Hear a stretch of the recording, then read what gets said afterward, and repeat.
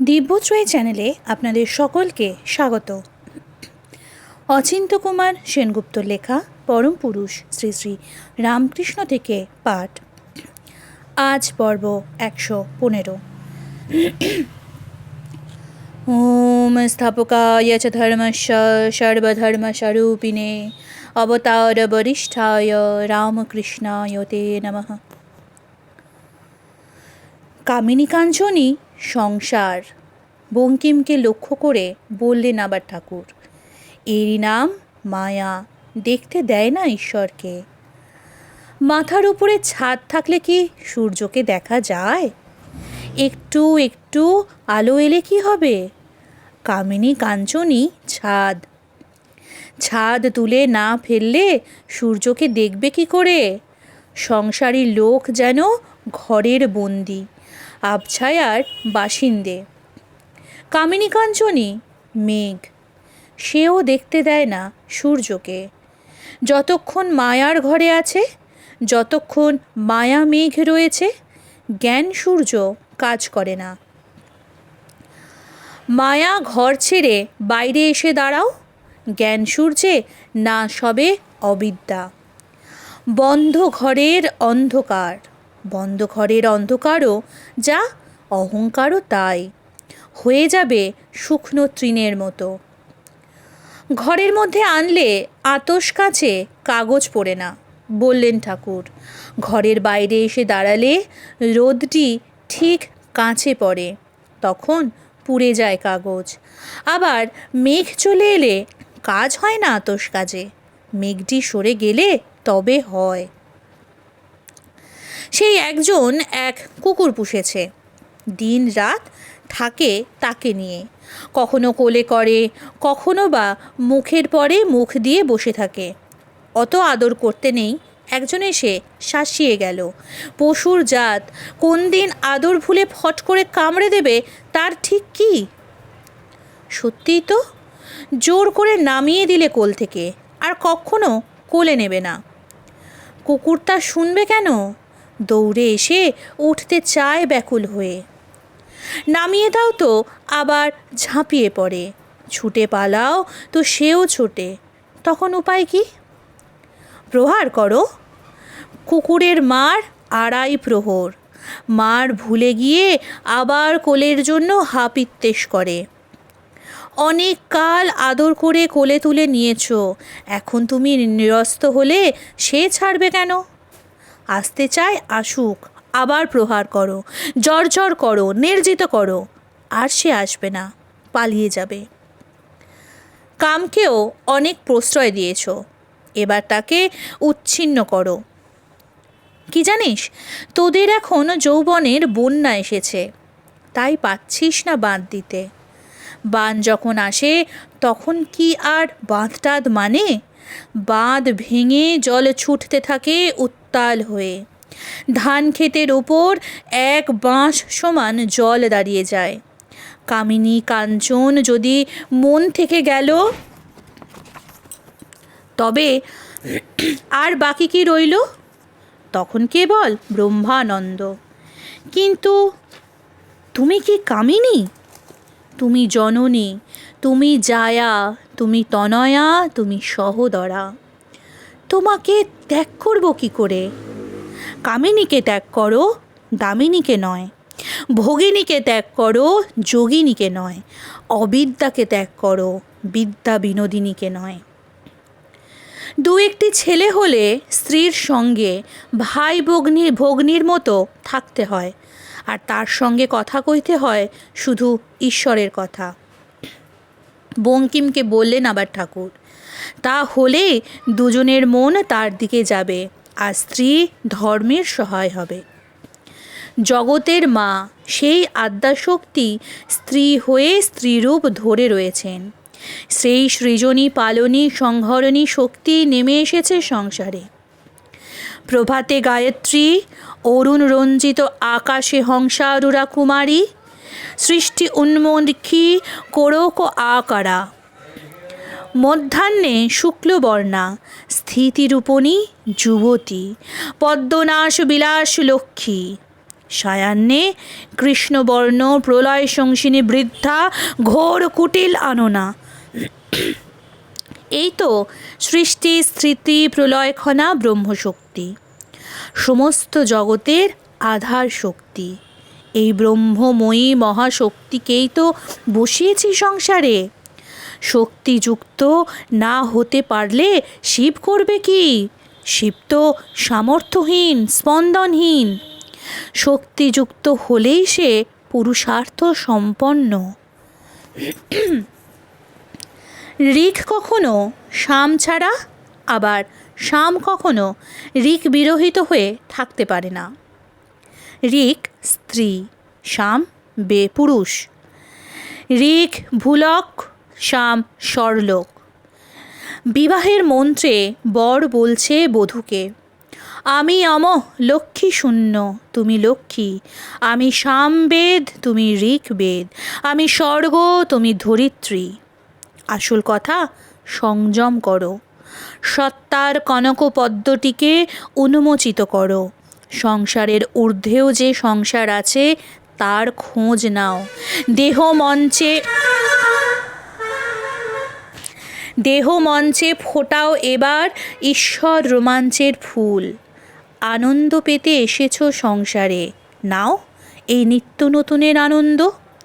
বিন্দু বিন্দু নয়, থেকে থেকে, থেমে থেমে নয়, চাই অপরিচ্ছন্ন সুখ, একটানা বন্যা। এই একটানা বন্যার নামই ঈশ্বর। আর কাঞ্চন, বললেন আবার ঠাকুর।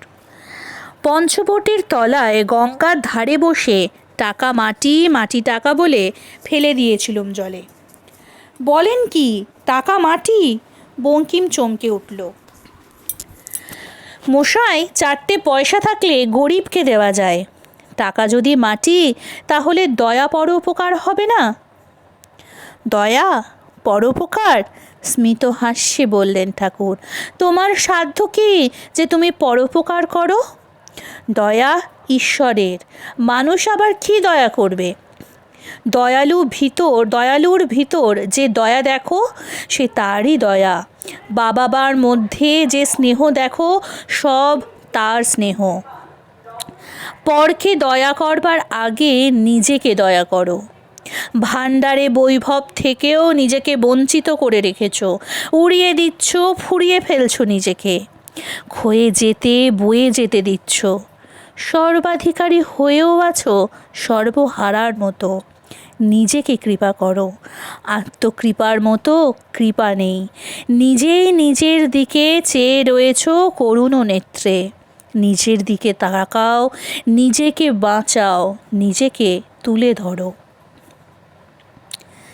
ঈশ্বরকে ডাকবার আমার কি দরকার? অভিমান করে একদিন বলেছিল বিদ্যাসাগর। দেখো না চেঙ্গিস খাঁকে। বিস্তর লুটপাট করে রাজ্যের লোককে বন্দি করলে, প্রায় 1 লাখ। সেনাপতিরা প্রমাদ গুনল, বললে, মশাই এদের এখন খাওয়াবে কে? সঙ্গে এদের রাখলেও বিপদ, ছেড়ে দিলেও বিপদ।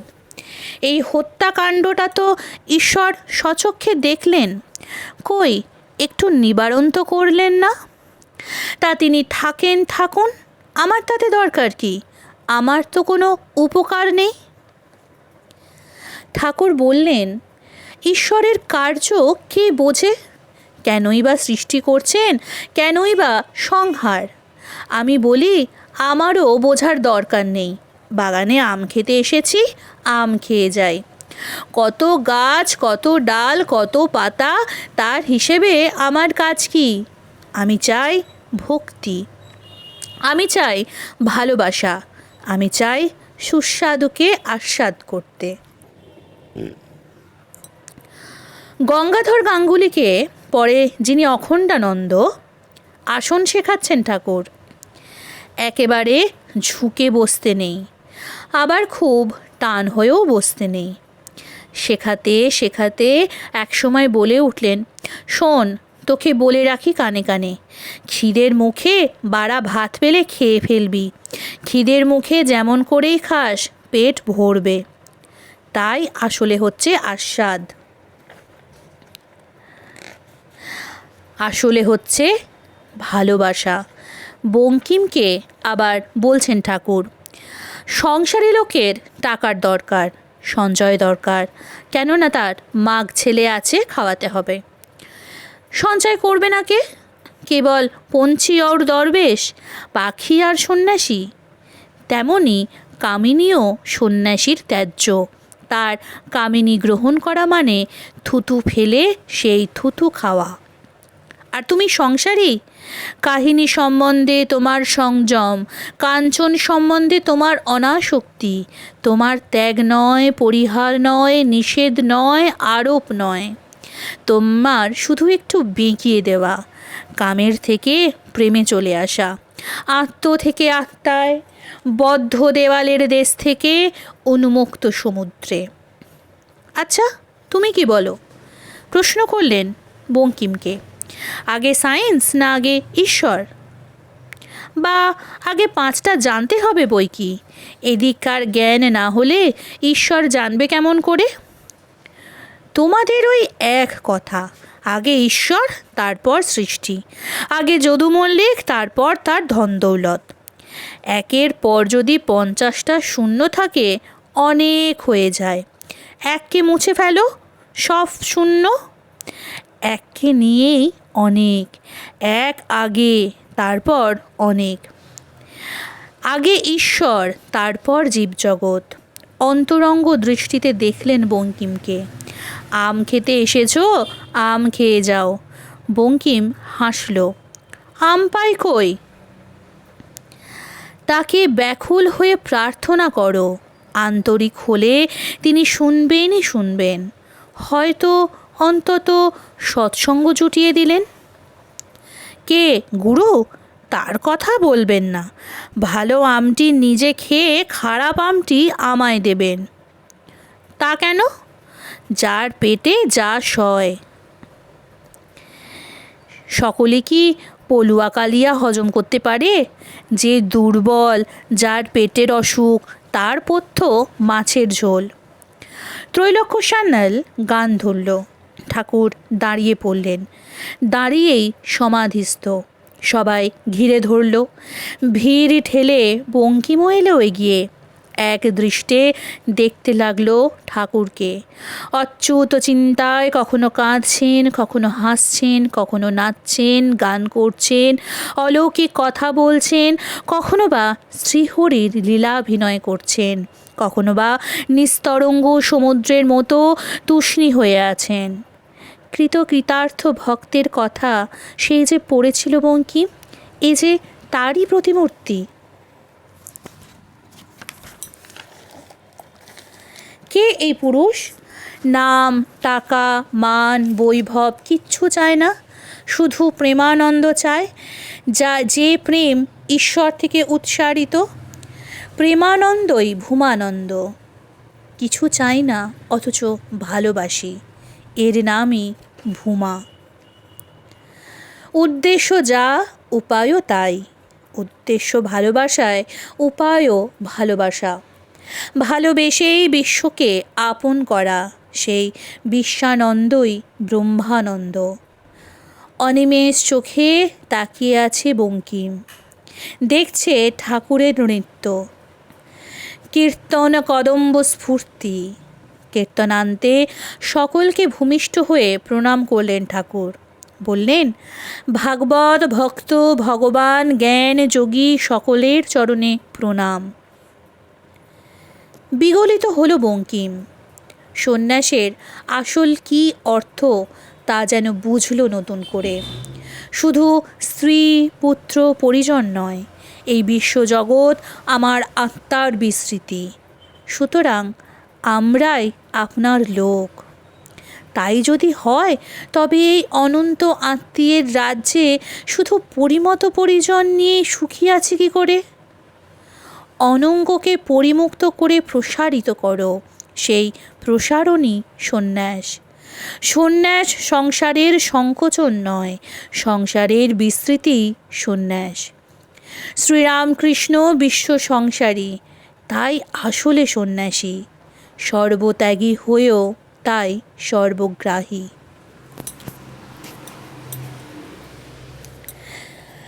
ব্যাকুলতায় ছেলে যেমন মার জন্যে দিশেহারা হয়ে কাঁদে, সেই ব্যাকুলতায়। উপরে ভাসলে কি হবে? ডুব দাও কান্না সাগরে, তবেই পান্না উঠবে। গভীর জলের নিচে রত্ন, জলের উপর হাত পা ছুড়লেই তো রত্ন ভেসে উঠবে না। রত্ন যে ভারী, জলে ভাসে না, তলিয়ে গিয়ে মাটির সঙ্গে ঠেকেছে, তাই ডোবো, তলিয়ে যাও। কি করি, পেছনে যে শোলা বাঁধা। কাল পাশ কেটে যাবে, এ তো মাত্র শোলা। তাকে মনন করো, তাকে ডাকো, তাতে নিমজ্জিত হও। ডুব না দিলে কিচ্ছু হবে না। একটা গান শোনো, বলে গান ধরলেন। ডুব ডুব ডুব রূপ সাগরে আমার মন, তলাতল পাতাল খুঁজলে, তলাতল পাতাল খুঁজলে পাবে রে প্রেম রত্ন ধন, পাবে রে প্রেম রত্ন ধন। ডুব ডুব ডুব রূপ সাগরে আমার মন। ঘর ছেড়ে মাঠে এসো। ঘরের মধ্যে এক চিলতে আলো ছাদের ফাঁকে দিয়ে আসছে। যে ঘরের মধ্যে আছে তার আলো জ্ঞান ওইটুকু। যার ঘরের বেড়ায় অনেক ছেঁদা, সে বেশি আলো দেখতে পায়। যে দরজা জানলা খুলে দিয়েছে সে পায় আলো দেখতে, কিন্তু যে চলে আসতে পেরেছে মাঠে, তার আলোয় আলো। আত্মবোধ থেকে চলে এসো বিশ্ববোধে। কেউ কেউ ডুব দিতে চায় না, বলে ঈশ্বর ঈশ্বর করে বাড়াবাড়ি করে শেষকালে কি পাগল হয়ে যাব। নিবিড় স্নেহে তাকালেন বঙ্কিমের দিকে। ঈশ্বর এমন রস যাতে লোক সুস্থ হয়, স্নিগ্ধ হয়, সুন্দর হয়। সে অমৃতের সাগরে ডুবলে মানুষ মৃত্যুকে অতিক্রম করে। ঠাকুরকে প্রণাম করল বঙ্কিম, বিদায় নিল। বললে, আমাকে যত আহম্মক ঠাউরেছেন আমি হয়তো তত নই। ঠাকুর হাসলেন। ঠাকুরের কি বুঝতে বাকি আছে কোন উপাদান দিয়ে বঙ্কিম তৈরি? অন্তর্গহনে রয়েছে তার ভক্তির উৎস, অন্তঃসলীলা ভক্তির প্রবাহিনী। 18 বছর বেদান্ত রগড়াচ্ছি, তবু বন্ধু বলছিল এক সাধু। দূরে মলের শব্দ শুনতে পেলে মনটা চঞ্চল হয়ে ওঠে। সংসার থেকে মন উচ্ছিন্ন করা কি সহজ কথা? একটি প্রার্থনা আছে, বঙ্কিম বললে স্নিগ্ধ মুখে। অনুগ্রহ করে যদি কুটিরে একবার পায়ের ধুলো দেন। তা বেশ তো, ঈশ্বরের ইচ্ছা। কি ভাবছিল বঙ্কিম? ভাবতে ভাবতে বেরিয়ে পড়েছে আনমনে। যাকে কেউ টানতে পারে না, অথচ যে সকলকে টানে, তারই আশ্চর্য শক্তির কথাই ভাবছিল হয়তো। গায়ের চাদর ফেলে এসেছে ভুলে। কে একজন কুড়িয়ে নিয়ে ছুটে তাকে পৌঁছে দিল চাদর। তবু সম্পূর্ণ খেয়াল নেই, দৃষ্টি নেই বেশবাসে। কদিন পরে গিরিশ আর মাস্টারকে ডাকলেন ঠাকুর। বললেন, সেই যে বঙ্কিম বলে গেল তার বাড়িতে নিয়ে যাবে একদিন, কই এলো না তো? যাও খোঁজ নিয়ে এসো দেখি। গিরিশ আর মাস্টার তখনই রওনা হলো। বঙ্কিম কত কথা বললে ঠাকুরের সম্বন্ধে, দিব্য আনন্দের কথা। যাকে না পেয়ে ও যেখানে থেকে ব্যাহত হয়ে বাক্য ও মন যুগপৎ নিবর্তন করে, তাই তো আনন্দ বাড়াবার। বহু মেধা বা শাস্ত্র দ্বারা লভ্য নন, যাকে বরণ করেন একমাত্র তার দ্বারাই লভ্য। সেই অনির্বচনীয় কথা। বললেন, যাব আরেকদিন, ডেকে নিয়ে আসব। আর যাওয়া হয়নি বঙ্কিমের। যেতে হয় না, তিনিই আসেন নিজের থেকে। ডাকলে তো আসেনি, না ডাকলেও আসেন। যেমন এসেছেন অধরের মৃত্যুশয্যার পাশে। মানিকতলায় ডিস্টিলারি পরিদর্শন করতে গিয়েছিল অধর। গিয়েছিল ঘোড়ায় চড়ে। ফিরতি পথে শোভাবাজার স্ট্রিটে পড়ে গেল ঘোড়া থেকে, ভেঙে গেল বাঁ হাতের কবজি। শুধু তাই নয়, ধনুষ্টঙ্কার হয়ে গেল। ঠাকুর যখন এলেন, কথা বন্ধ হয়ে গিয়েছে অধরের। তবু চিনতে দেরি হলো না। সমস্ত যন্ত্রণা আনন্দাশ্রুতে বিধৌত হতে লাগলো। ঠাকুর কাছে বসে গায়ে হাত বুলোতে লাগলেন। মুখখানি ম্লান, চোখ দুটি করুণ কোমল। অধর চলে গেল অধরায়। মাত্র তখন 30 বছর বয়স। একটা যেন তারা খসে পড়ল। ভবতারিণীর দুয়ার ধরে কাঁদতে বসলেন ঠাকুর। মা গো, আমার কেন এত যন্ত্রণা? আমাকে ভক্তি দিয়ে রেখেছিস বলেই তো আমাকে এত সইতে হচ্ছে। ওম নিরঞ্জনং নিত্যমনন্তরূপং ভক্তানুকম্পাধৃত বিগ্রহং বৈ ঈশাবতারং পরমেশমিদ্যং তং রামকৃষ্ণং শিরসা নমামি। আজকের পর্ব এখানেই শেষ হলো। আগামী পর্ব আসবে আগামীকাল। নমস্কার, সঙ্গে থাকুন, সুস্থ থাকুন, ভালো থাকুন। জয় ঠাকুর।